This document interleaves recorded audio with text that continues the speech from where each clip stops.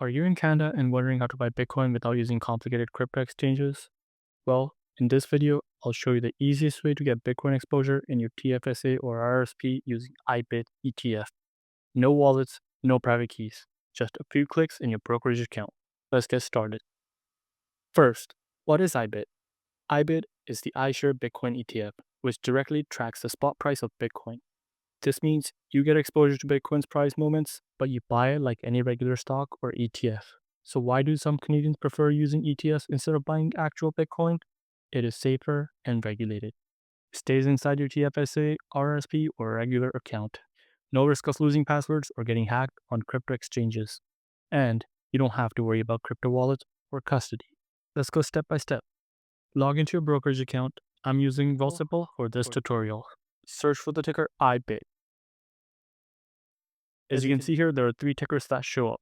The first one is listed on the NASDAQ exchange. If you're American, you can buy this one. For Canadians, it's better to buy IBIT that is listed on New Exchange and the Canadian hedged version. Make sure it says CAD at the back here. So let's click on this. When you're buying stock, there are different types of order. For this tutorial, we'll just do market buy. We're going to buy shares. For this tutorial, let's buy 2 shares of IBIT. Scroll down here, make sure you're in the account that you want to buy. For today, I'll be using TFSA. Click next. Review the order. Account TFSA, 2 shares. This is our estimated cost.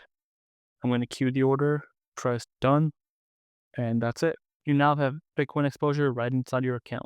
Few important things to remember. IBIT is priced in Canadian dollars. You're buying an ETF that tracks Bitcoin, not actual Bitcoin. Personally, I think ETFs like IBIT are perfect for anyone who wants simple Bitcoin exposure inside their TFSA or RRSP account without all the hassle. But as always, this isn't financial advice. Do your own research and know your own risk tolerance.